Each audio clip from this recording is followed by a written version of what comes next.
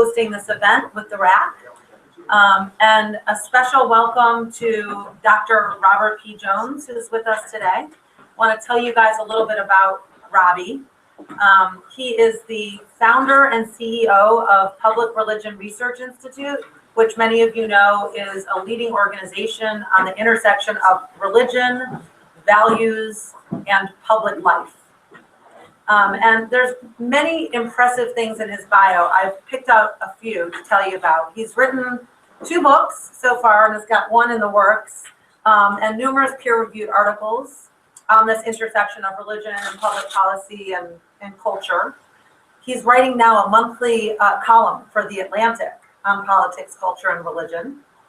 His Faith by the Numbers segment is regularly featured on public radio's Interfaith Voices. You may have heard Robbie's numbers referenced. He holds a PhD from Emory University and a Master's of Divinity from Southwestern Baptist Theological Seminary. But now here are a few things about Robbie that aren't in his bio. Robbie is one of the most creative, cutting-edge thinkers in the space of religion, values, and policy/politics. And here are just 2 examples. One is when the news broke, I think was it last year or even 2 years ago, on the nuns and how there's been this growth of the nuns, not N-U-N-S, but N-O-N-E-S, those who are not religiously affiliated. It was Robbie and his shop who probed deeper and revealed that 50% of the nuns actually believe in God. It's interesting. Similarly, just yesterday, it was Robbie's team and Robbie at PRRI who revealed that Alabama and Mississippi do have the lowest numbers of support for marriage equality in the country, but also that 48% of millennials in Alabama actually support marriage equality. Really interesting contributions. Robbie was brought up evangelical Christian in Mississippi, going to church multiple times per week. And Robbie is also married to a Jew.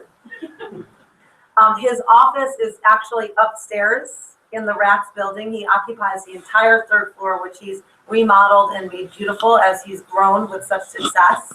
And finally, he is my personal longtime colleague and dear friend. So please welcome Robbie Jones for a treat this morning. Well, thanks so much. Thanks for the both to the RAC and for the National Religious Partnership on the Environment for sponsoring the event today. What we'll see is the results of a very large national poll that Public Religion Research Institute conducted in partnership with the American Academy of Religion last year. So the first time that the American Academy of Religion has partnered with an organization to do some original research around what Americans, and particularly Americans of various religious affiliations, think about an issue. I'll be walking you through basically the findings. That should take 20-25 minutes, and then we'll hopefully have some time for some Q&A, and I'll hope to keep you entertained with little animations and the like, provided the technology all works well. So we titled the report "Believers, Sympathizers, and Skeptics," and kind of give you the lay of the land of like where are American attitudes on the environment, how does people's religious beliefs, beliefs about the causes of climate change affect those beliefs. So let me just kind of walk you through some of the findings here. First of all, just as I said, what are you looking at? It's a 3,000 person poll, telephone interviews conducted last fall. It also included a small oversample of Jewish respondents, so we can actually break out results for the American Jewish community, which, as most of you know, is kind of a rarity in national public opinion polls. So we actually have a statistically significant subset of Jews in the sample. I want to say certainly a quick thank you to the Nathan Cummings Foundation and to the Ford Foundation who funded this poll, and without whose support it would not be possible. And for the whole poll, the margin of sampling error is plus or minus 2.8 percentage points at the 95% confidence interval. All right, so what do we find? So let's start off with the importance. Like how important do people think climate change is as a political issue? How much of a crisis do people think it is? Basically, we found, I guess I'll start off with maybe some very interesting, depending on your perspective, perhaps depressing news, that very, very, very few Americans, Democrats, Independents, Republicans, claim this as the most important issue facing the U.S. today. So among all Americans, only 5% say this is the most important issue facing the country today. Even among Democrats, it's only 7%. Among Republicans, it's a barely registering 1% in the country. And just to kind of give you some context, you can see, what the other issues are here. Not surprisingly, the biggest thing is lack of jobs in the country. Also, the increasing gap between the rich and the poor gets a fair amount of support, except among Republicans and the Tea Party. And then healthcare also enjoys a fairly wide amounts of support. And after that, it drops off fairly quickly. Let me advance this one more time. There you go. Sorry about that. So that's the kind of lay of the land. So that's kind of where we're starting in terms of if you put it head to head with other kind of political issues in the country. But let's kind of take a deeper look here.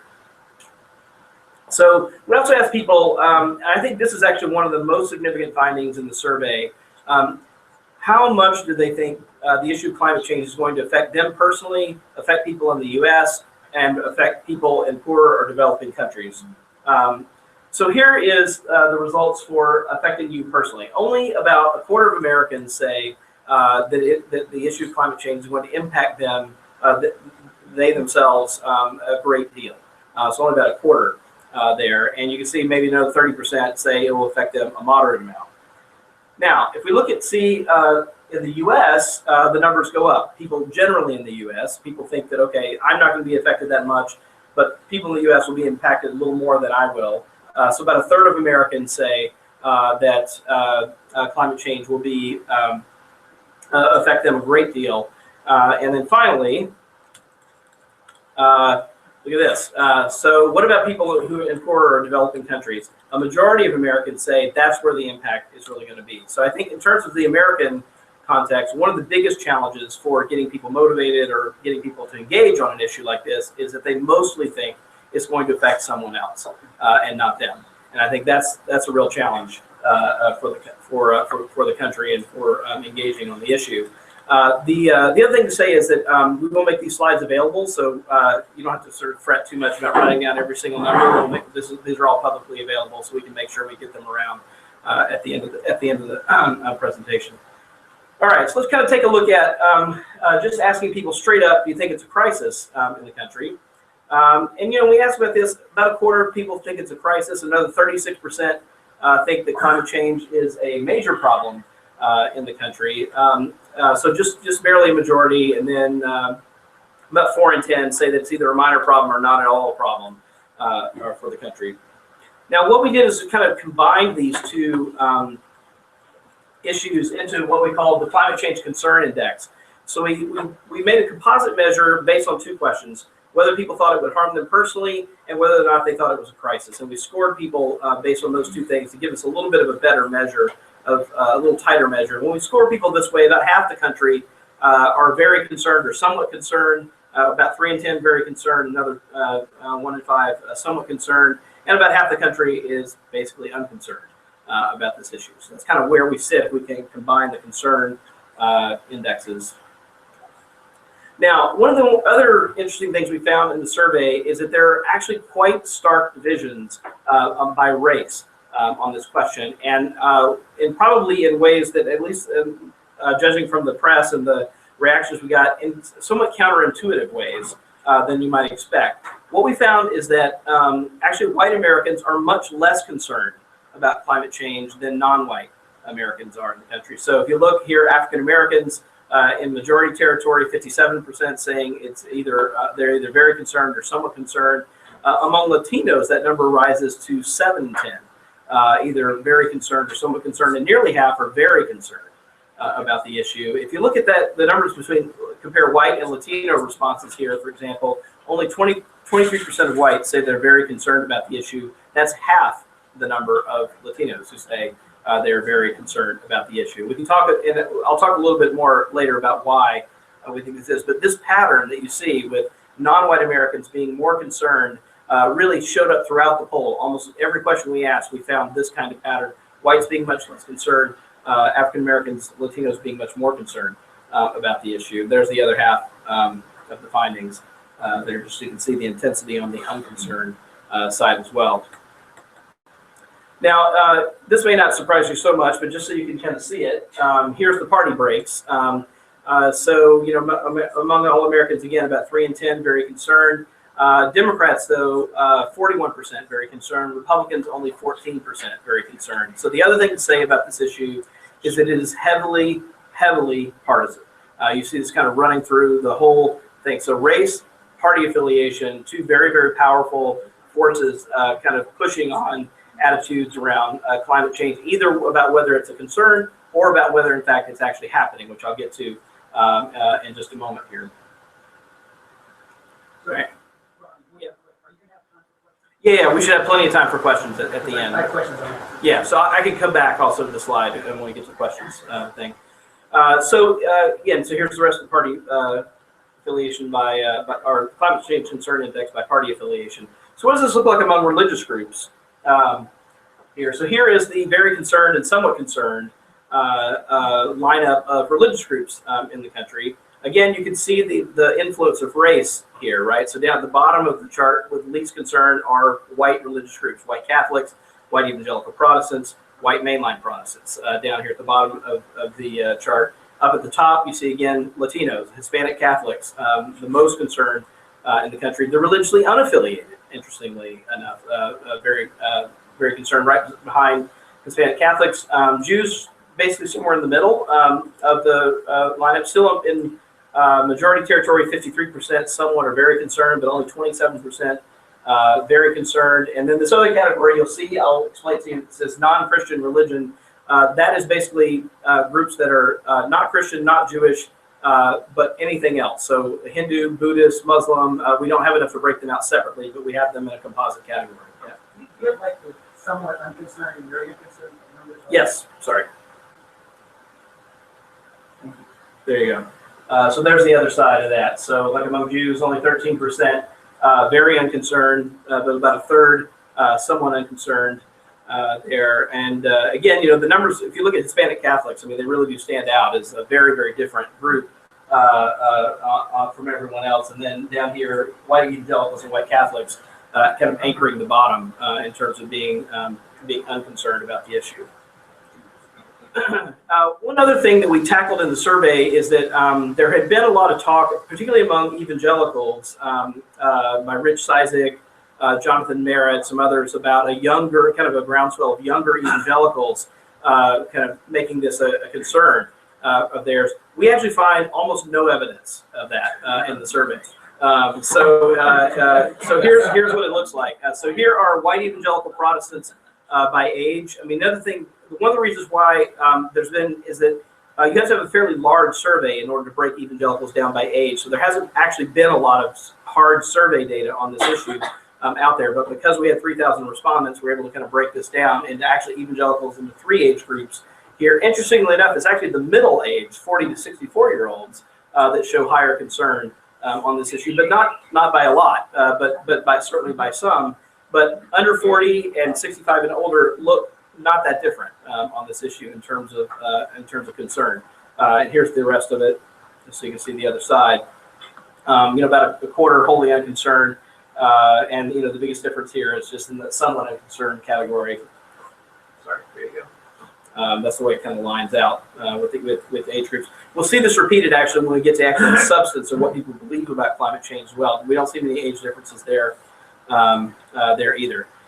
So on a more generic question that's about, okay, are we better off dealing with it now or in the future? Americans actually do think by a margin of 2 to 1 that we'd be better off dealing with it now than in the future. So despite it not being that high a priority, despite there not being that concern, if you sort of ask people, yeah, better now or better in the future, people do say we're better off to deal with this now. Young adults, slightly more, not surprisingly, since they'll be around longer to deal with climate change issues, are slightly more likely, but not by a lot. I mean, it's still 6 and 10 versus 7 and 10, basically. Young adults a little bit more likely to say we should deal with it now. All right, so that's about how important the issue is. So what do people actually believe about the issue, right? There's certainly some ties here, but how many people actually believe climate change is happening? How many are kind of skeptical about it? How many are, maybe think it's happening, but not so sure, and how many are really convinced? So on a basic question here, we'll start off with one just about scientists. Do scientists agree? What do people think that scientists think? is what this question really gets at. And we have some data we can compare back to 2011 on this question as well. And what we see here is that we actually see an uptick in people who say, the number of Americans who say scientists agree. So 3 years ago, only 4 in 10 Americans said scientists agree. Today, it's about half of Americans. So an uptick of 8 points here, and here's the rest of the layout so you can kind of see. What basically happened is that the number of people who say that scientists disagree about this has stayed the same, and that middle category has sort of shifted out. So people who kind of thought, oh, scientists are divided, few of them say that today than they did 3 years ago. They've kind of gone into the more convinced that scientists actually agree that climate change is being caused by human activity. All right, so here's the kind of core question. Human causation, or actually, sorry, we ain't got to that yet. The kind of basic question, is the Earth getting warmer or not? Is there evidence of that? Basically, we see absolutely no change based on 3 years ago. 7 in 10 Americans basically say, yes, the average temperature on Earth has been getting warmer the past few decades. Only about a quarter of Americans disagree. It's been really stable over the last few years.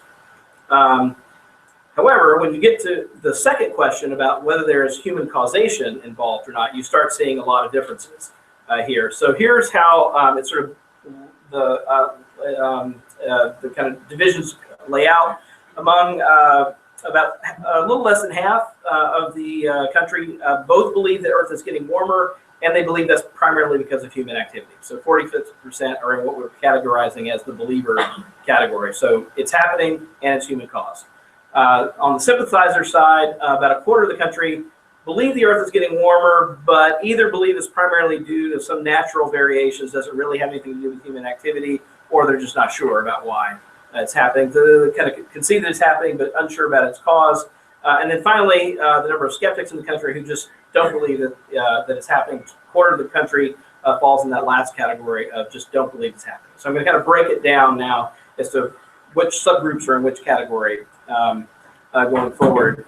Before I do that, we had one interesting question that asked an open-ended question of all those people who said they did not believe the Earth was getting warmer. So the skeptics group. And we asked an open-ended question, say, okay, tell us why. Why do you believe that the Earth is not getting warmer? Interestingly enough, the most popular answer we got, and then we coded all these open-ended questions, was basically people saying, I go outside and it's not hot. That was the kind of main reason that the weather's not changed, it's still cold outside. And there's actually been some other studies that have shown that actually some questions can see some variation by season when you ask about climate change. Right? So summer, it's hotter. People are more apt to sort of say it's hotter than in the winter. But basically, people just say, I look out my window, I don't see that much change, and that's the main reason why I'm skeptical. Other ones say there's just not enough scientific evidence to convince me that it's happening.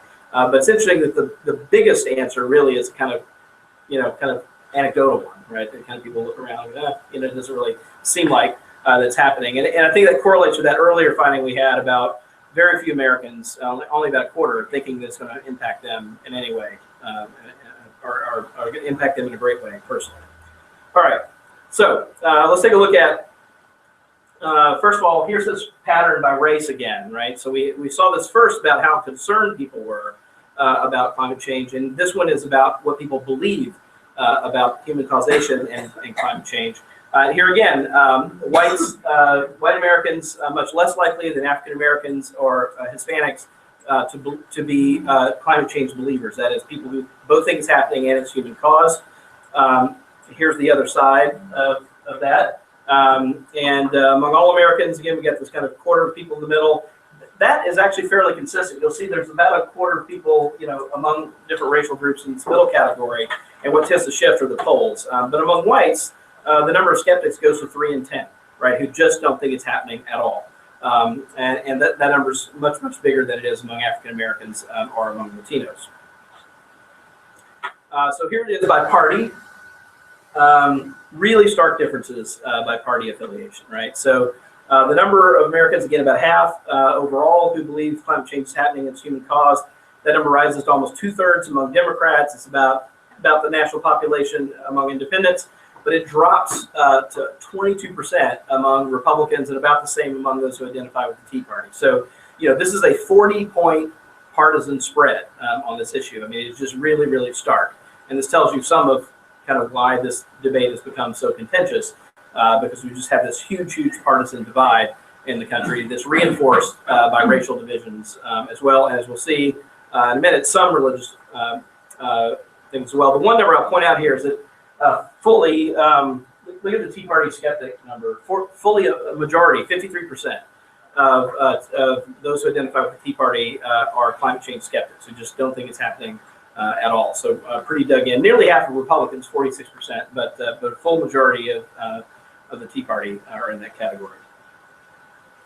All right, so religious affiliation. So there's a little bit of reshuffling on this question, right? So here, who do you see at the top? Jews, right at the top. The religious group most likely to believe that climate change is happening and human cause. They were kind of in the middle, if you remember, on the kind of concern index, which had included how much it was going to impact them. But in terms of belief about the issue, 2/3 believers think it's going to happen. And here we see white evangelical Protestants way down at the bottom. Only about a quarter of white evangelical Protestants, climate change believers, believing that it's happening. And here's the other break. So you can see the rest of it here. Again, Jews, only 16% of Jews saying that are climate change skeptics, versus at the very bottom here, nearly 4 in 10 white evangelical Protestants are climate change skeptics who don't believe it's happening at all. So that's kind of the layout. And again, you see, the thing that's similar here to the concern chart that we had earlier is that we still have Latinos, African American religious groups up toward the top, and mostly down at the bottom, what we have is white Protestants or white Catholics down toward the bottom of the chart. Again, so we took another look at evangelical Protestants by age to see, again, okay, we looked at earlier, there was no differences on concern. Are there differences about belief? No differences in terms of age groups on belief measures. So 18 to 39-year-olds, just as likely to be climate change skeptics as evangelical seniors on this scale. So about 4 in 10 across these. There's actually absolutely no statistical differences in these age group findings here. All right, so one of the things that we were also able to do is we asked some questions that kind of try to get underneath some of this stuff from a religious point of view. We asked some theological questions, some things about religious practices, and tried to sort of look and see if that made much difference here. One of the more interesting things we did, and one of my favorite things, we asked a battery of questions that I think is interesting even on its own. But we asked a battery of 4 questions that were kind of trying to get at a spirituality index. One of the challenges of measuring, spirituality is this kind of really squishy measure, the kind of spiritual but religious. What does that really, spiritual not religious, what does that really mean? So we tried to make this really, really concrete. And so we asked people these 4 questions. How often do you experience a connection to all of life? How often do you feel a deep inner peace or harmony? How often do you feel a deep sense of wonder about the universe? How often do you feel a deep connection with nature and the earth? Trying to kind of get some things that might be connected to climate change. Interestingly enough, about 4 in 10 Americans scored fairly high on this index, very high or high on this index. About a quarter scored in the middle, and a little less than 4 in 10 on the other side. Now, what's interesting about this index is that we actually found that people did score slightly higher on the climate change concern index if they scored higher on the spirituality index. So there was kind of a modest effect there, so that when you see people score higher on here, it does translate to some things on concern. However, it had no effect on people's actual belief about whether climate change was happening. So it's kind of interesting. It only impacted their concern, like how much they were concerned about climate change. So the higher on this scale indicated more concerns on the issue, but not differences in belief. So we tried a couple of other things that I think also were helpful, casting light on the issue. This one got a lot of press. Probably half the press that the survey got was on this question. Can I back this up? Oh yeah. So we asked basically we did an interesting kind of survey experiment where we split the sample into two demographically identical halves, and we asked one half of the sample whether they agreed that the recent severity of natural disasters was evidence of global climate change. We asked the other half of the sample whether it was evidence of what the Bible calls the end times, right? So respondents only got one question or the other, but they were demographically matched samples, so you can kind of compare the two. And basically, this is what we found on the first side.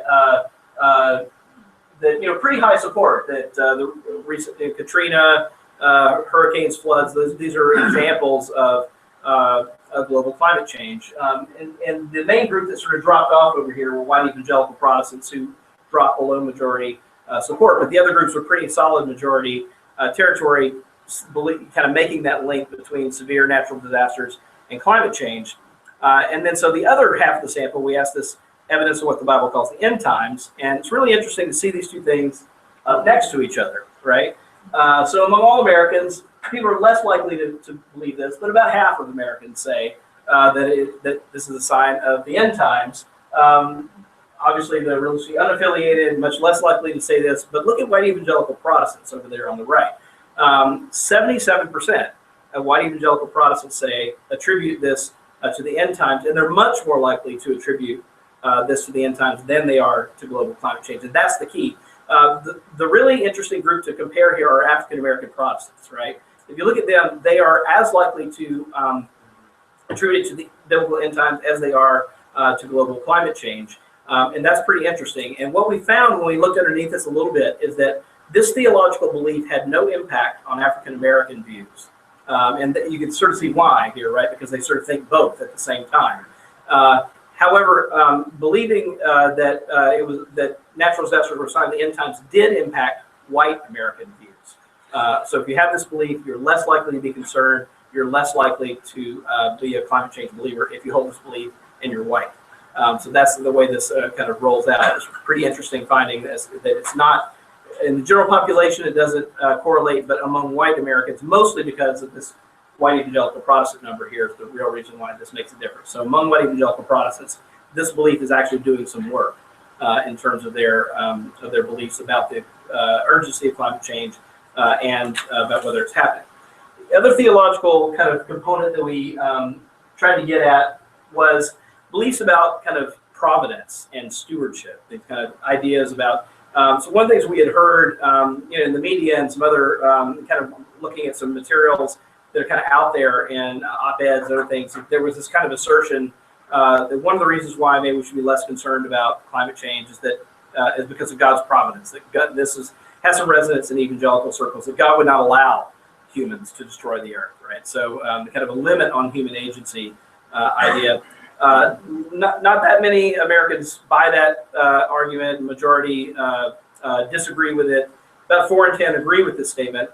Turns out on this question was not actually that powerful then in predicting, though. When we sort of looked at its relationship to other to either concerns or beliefs, it wasn't actually that powerful. This question, though, on stewardship is more of a divider. So we basically asked people, which of these two statements do you agree with more? God gave the human beings the right to use animals, plants, and all the resources of the planet for human benefit alone. God gave human beings the task of living responsibly with the animals, plants, and the resources of the planet, which are not just for human benefit. So 6 in 10 Americans agree with that second statement, kind of a more of a stewardship model rather than a kind of more utilitarian model of using resources just for human benefit. And on this question, we did find actually some correlations here that are much stronger. So, for just one example, among climate change believers, 64% of them affirm the stewardship statement. Among skeptics, only 49% affirm that statement on the stewardship side. So you do see some and similar power on the climate change concern index as well. All right. Now here's another finding that we found about the power of religious leaders. Now we've asked this question on a bunch of other issues. We frankly find on a lot of issues there is no correlation between what people hear in their religious congregations and what they believe. There's just too many other intervening variables. Typically, partisanship, race, social class, all those things tend to trump. On this issue, although we found some interesting findings. So first of all, I guess the thing to say is that not many people are hearing about this in their religious congregations. We didn't have enough in the sample here to break out Jews separately because this question is screened on those who attend a few times a month. or more, and we didn't have enough to have enough Jews to out of our sample to get them in there. So that's why they're not in this slide. But among the other groups where we were able to do that, we have, again, you'll see this kind of very interesting pattern, right? Who's hearing about this in their congregations? Hispanic Catholics are hearing about this a lot in their congregations. So 22% of them say often, about half say sometimes, but they really do stand out among groups. African Americans also hearing about it, about 1 in 5 say they hear about it often in their congregations. And then if you look among the white religious groups down here, white mainliners, white evangelicals, white Catholics, it drops off pretty quickly, right? So just not hearing much about this at all in their congregations here. So that's sort of one thing to say. Here's the other side of that. So you can sort of see here, if you look at like white Catholics, white evangelicals, big blue bars here. One interesting thing here, just to kind of hold on to, is look at the difference between Hispanic Catholics and white Catholics, right? So members of the same sort of mother church, but hearing very different things from their clergy. We're still trying to get our heads around exactly how that's happening. Certainly one piece of this is that they're often in Spanish language mass, right? And so in fact, many Hispanic Catholics are hearing literally a different thing in their congregations because they're hearing a different mass. They're actually attending a different mass at the same church. That's certainly one factor. I'm not sure it's the whole factor, but it's interesting to kind of pull that out and kind of puzzle over it a little bit. But here's the impact.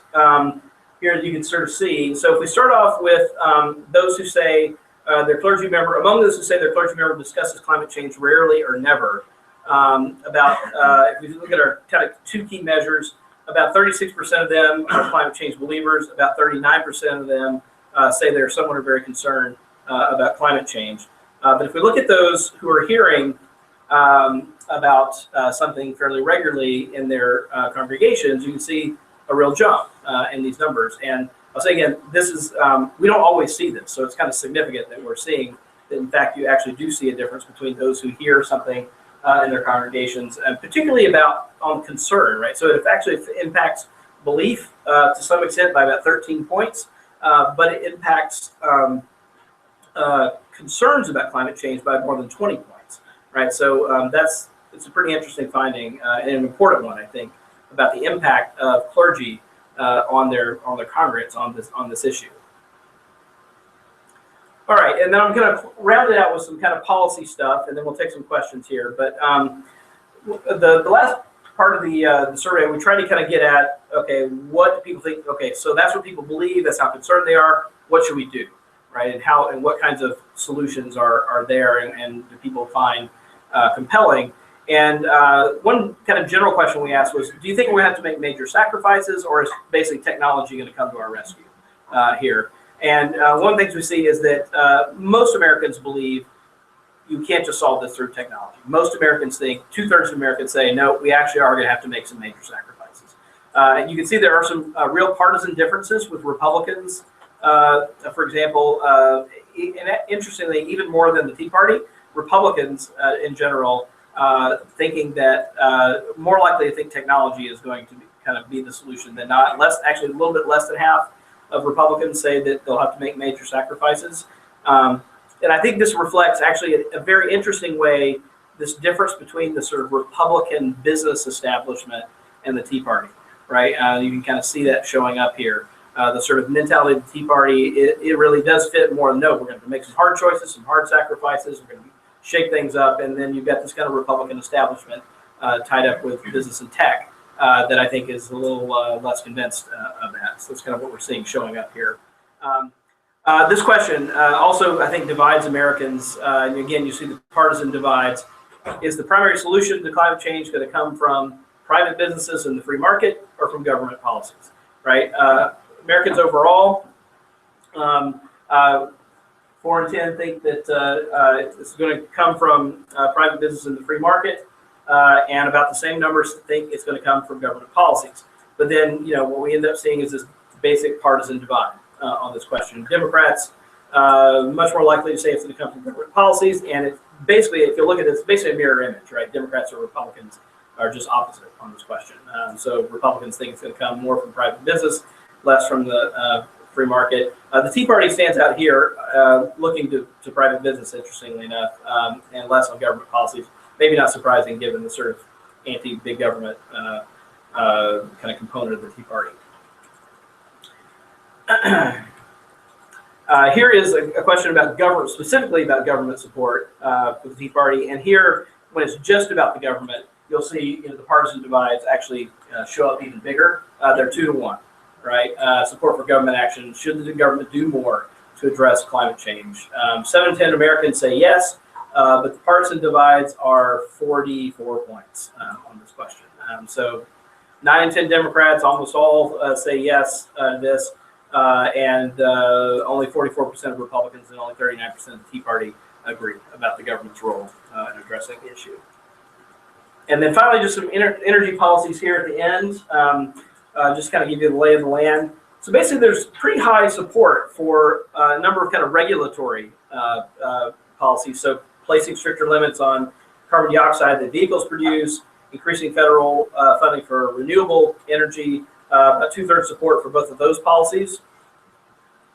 On the question of placing stricter limits on power plants, we still have pretty strong support for that. Here, a little less than limits on vehicles themselves, but still pretty strong support.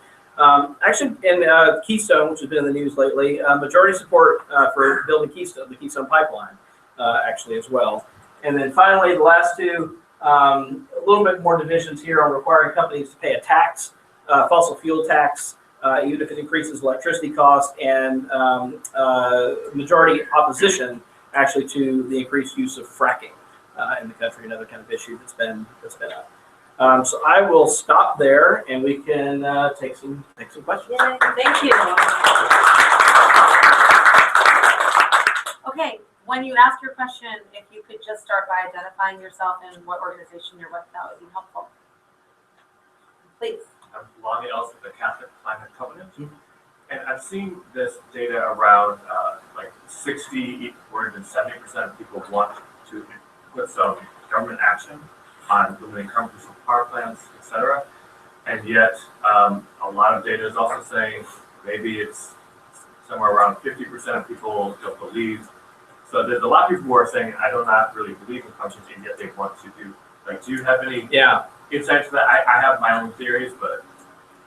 Yeah, I think of this issue, as with a lot of complex issues, there's never a one-to-one correlation between what people actually believe and what they think might be prudent policy, right? Yeah. So I think that that's part of what's going on here, is that the idea of limiting CO2 emissions seems like probably a prudent policy to many people, even if they're not convinced that the primary problem is human cost, right? That we know that this is a bad thing, even if it's not causing the cataclysmic kind of thing that might be put under the big umbrella of climate change. I think that's what's going on there. There's a little slippage between the people don't have to be completely convinced. And it's worth remembering, too, that middle category that we've labeled sympathizers do believe it's happening, right? They're just unsure about why. And so there's really only about a quarter of the country in that skeptic category. So it would make sense that if there's only a quarter in that kind of skeptic category, you would get 6 in 10, 7 in 10 support on limiting things like CO2 emissions. Yeah, that's my understanding. Yeah. Steve.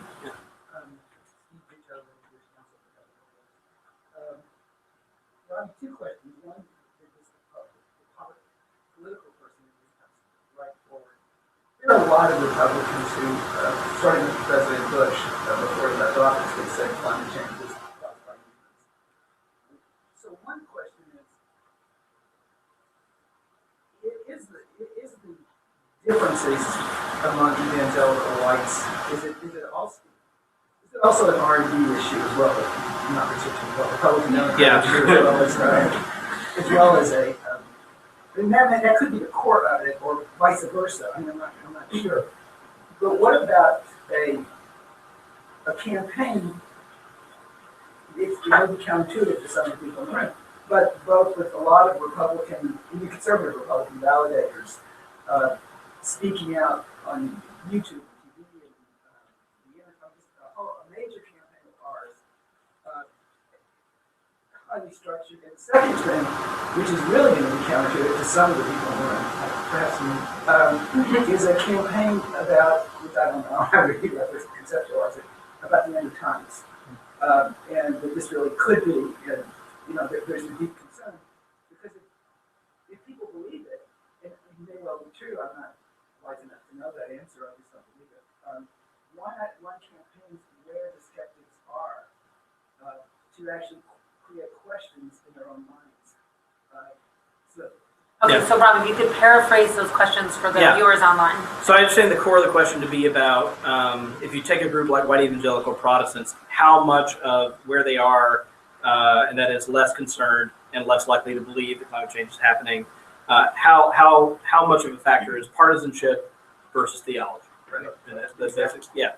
So I think it's a little bit of both, but when we run kind of regression analysis to try to pull apart these threads a little bit, what we basically find is that partisanship still remains the strongest trumping thing here, right? So that would certainly point to the fact that, if you want to sort of, that is the piece that is holding, I think, many people in place. So I think taking many people taking cues from Republican leadership, taking cues from presidential candidates. So I think in 2016, certainly where the sort of Republican kind of leaders in the primaries of what their statements are, what their positions are on climate change will be hugely influential, I think, in where evangelicals tend to go on these issues. And the other thing is there, and it's significant. But I think the what we can see in the numbers, the most powerful thing still remains partisanship. Yeah. And then the second question, do you want to talk about? Second question was About The campaign, End of Times campaign.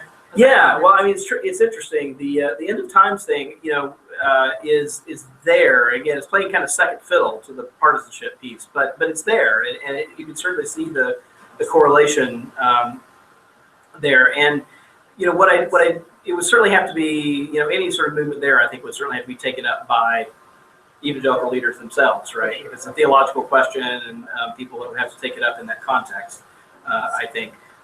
What's interesting to me is that the places where it has been taken up have largely been aimed at millennials, and we really just don't see the effect there right now. And so I think that's kind of an interesting artifact that there has been some effort spent on that front. Do any evangelical leaders in the room want to talk about that? Yeah, I will, and You could just speak up so people can hear you. my name is Joanne Lyon, and I'm with NRP. And we have done a lot through the National Association of Evangelicals. Yeah, Spoke out, goodness, 06, I think, was the climate change first piece that came out. And I happened to be one of the 4 speakers at that event at the National Press Club. And so we've just been trying to pound away at it on all fronts, theologically, scientifically, dealing with the end times issue. But also, we're dealing with, you talked about partisanship. Part of the problem we're dealing with right now is that, my concern is that we are lining up theologically and partisanship, as opposed to partisanship the other way around. The theology driving it, as opposed to partisanship driving it. Great concern on several issues, actually. Thank you. Any other over here? I had a question, I didn't know. Yes, Oh, please. okay. I'm Karen Liu from Interview Powerlight. You said you were going to talk more about the racial differences in Yeah. climate concern.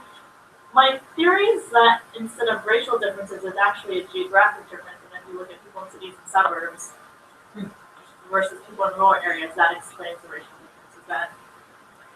Yeah, so the question is kind of circling back to the racial differences that we saw both on concerns and about beliefs, right? It's there throughout the data. And the question is it about rural versus urban, right, essentially? So that, and certainly it's true that we have higher concentrations of minorities in cities than we do rural. It's not true for African Americans, though. So African Americans still largely in the South. There's been some movement, certainly in the Northeast, but we have a lot of rural African Americans in the South, and still those views are a little higher. My best guess after talking to a lot of folks, I think the leading, and we can't sort this out completely from the data, but I think there are places where we can go. So if we look at Hispanics, for example, who are first-generation immigrants versus second or third-generation immigrants, we actually find that first generation Latinos are more likely to be concerned than second or third generation Latinos. And that tells us, so I think it is about geography in some ways, but I think it's about connections to communities where they came from, right? Where I think this debate is not quite as fraught as it is in the U.S. and where things like flooding and those crops and stuff have actually, like, they know people who are already impacted by climate change. And I think it's that connection.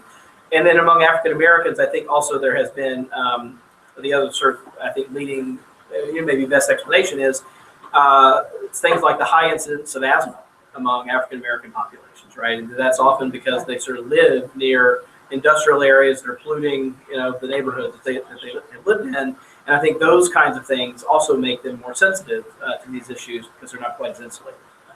Okay, so we've got 1, 2, 3, Jared, and 4, Sarah. Please.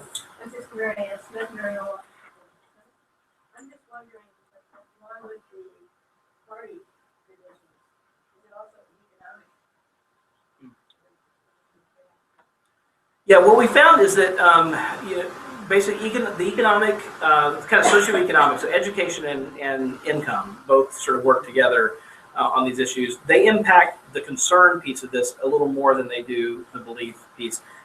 So that, and it has to do with people feeling more insulated, right? The more economically secure you are, the more confident you feel, well, maybe it's going to affect, the planet, but it's not going to affect me in a way. So I think that insulates people to some extent. I actually think that's playing a part in why Jews look lower on the concern index and higher on the belief index, because nationwide, Jews as a whole are higher socioeconomic strata than the population as a whole, which I think does insulate them a bit from kind of feeling those impacts really directly on there. So I think it certainly plays a role on that. Education tends to play a role, a little bit of more of a lead on the belief side of things. So those with 4-year college education are less likely to be climate change skeptics than those who are not. Fred Schiller from Coalition on the Environment and Jewish Life and IPL and the Dach Shalom Synagogue. And since so many of us come back to the congregational level, I'm jumping to the 23-point spread between levels of concern based on whether the clergy speak about it or not. 2 questions. First, is that data dragged down by a sizable number of clergy who speak about it to say it doesn't happen? Do we know anything about that? And second is, can we tease out correlation versus causality? Is it just that more liberal neighborhoods, higher educated neighborhoods, clergy talk about it and the people will follow whether the clergy do anything, or do clergy actually make a difference? Yeah. Yes and no. No. So it's. I'll take the second one first. It's always a challenge, and most of the time impossible to sort out causation, in statistical models. So we can look at correlations. We can think theoretically about which ways the kind of lines probably run. It's certainly some of both, right? So it's certainly some that, for example, in Latino Catholic congregations, that a priest certainly would probably know just from their own experience that it's a safe topic to bring up, right? And that it's something that would be received well. They probably feel a little more free to talk about it. That's going to then in turn reinforce, how many times people hear about it, and then reinforce their beliefs on the other hand. It could also just be the other way that I think that this kind of goes to the first question. We don't know from the data whether people are it could be dragged down to some extent because we didn't ask about whether it's positive or negative. Judging from the direction of the correlation, it's mostly positive when it's brought up. And what it leads us, what I would then hypothesize from what we can say from the data is that most of the time when it's brought up in a positive way. And when there's kind of more likely to be a negative message, it's just ignored as an issue. So Jared, right before we go to you, a question came in from the Franciscan Earth Corps. Why don't you read the question? Okay. It's related. Let's see. It got tweeted. Could the mission nature of Hispanic Catholic churches versus white diocesan churches explain why clergy are mum on climate change? I don't know the answer to that question. Anyone want to unpack the mission nature of, I could guess at what that means, but I'm not quite sure. Mission nature of Hispanic churches. Yeah, good. Identify yourself. I'm Victor Vidal, National Religious Partnership for Environment, Hispanic and Catholic. Actually, at Mass this morning, St. Matthew, Phoenix, Arizona, with the homily on climate change and doing with care of creation, Father Ed. So that was the homily. I'm in Phoenix, Arizona, South Phoenix, one of the most impoverished areas. We don't normally hear those types of messages. So I was really interested to hear where those Hispanics survey came from. And she mentioned urban areas for Eastern United States as opposed to Southwestern and Western United States. Hispanic. I go to Mass Park in California areas, Phoenix area, missions as well. You don't hear those types of messages. Which is interesting. One, I'm happy that that's came on the court so high, but you just don't hear it. Okay, Jared, did you have a question still? My question was just an economic question. Oh, and so was Sarah. So was Sarah, she told me. Any other questions? One second. Okay. Yeah, go ahead. Mr. from Network Lobby. So someone in our organization just went to their contact actually get a preview of what the Vatican and they said that the focus is going to be more on providing the challenges that we see in time than necessarily focusing on saving the poor. And it leads me to believe that, when you go back and look at what the Catholic Church has been talking about for decades, it's the same thing, but it's not resonating, especially with white Catholics. So then we talk about what the gentleman here mentioned, the political problem, right? That maybe it's really not so much of what are the folks at the top saying, but theology versus what we're hearing politically, and it's framed as other folks brought that up. So I wanted to ask, how important do you all think it is for Congress? I think there's a Republican congressman who declared that climate change is real and trying to get other Republicans on board. How important is that admission up on the Hill to bring white Catholics, specifically that's who I'm working with, into the fold and not just believing it exists, but then saying we should actually do something. Okay, yes, I'll try to recap that. So the question is about basically kind of white Catholics and Latino Catholics and the differences that we see both in concerns and beliefs about climate change, and how important it may be for white Catholics in particular to hear from Republican leaders. Is that a fair synopsis? So the first thing to say is that I do think the Catholic Church is facing a really interesting time right now because there is a divide in, like I've said in other settings, I think it's probably true, that if one were, to kind of play the game, the academic game, if I were an anthropologist from Mars and I sort of came down to the US and I were to sort of study, I know nothing about history, I know nothing about, culture, but I'm just going to say what I observe on the ground. If I observe the voting behavior, the political preferences, the racial makeup, I would probably think there were two Catholic churches in the U.S., right? One that's Latino and votes Democrat, and one that's white and votes Republican. And I think that challenge, is one that is real.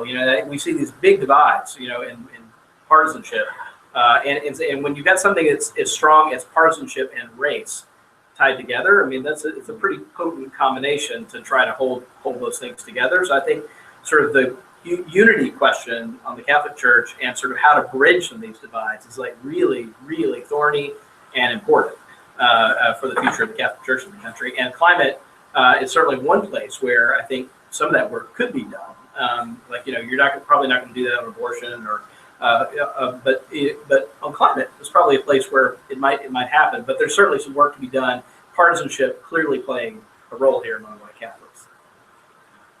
Okay, well, I'm going to wrap it up and say to this group of people here, we're privileged to be among some of the real faith leaders on the climate change issue here, and so appreciative for the work that everyone's doing. I want to give a quick shout out to our legislative assistant, Leah Rechtman, who probably many of you know, who's been tremendous in her leadership of the RAC's prioritization of this issue.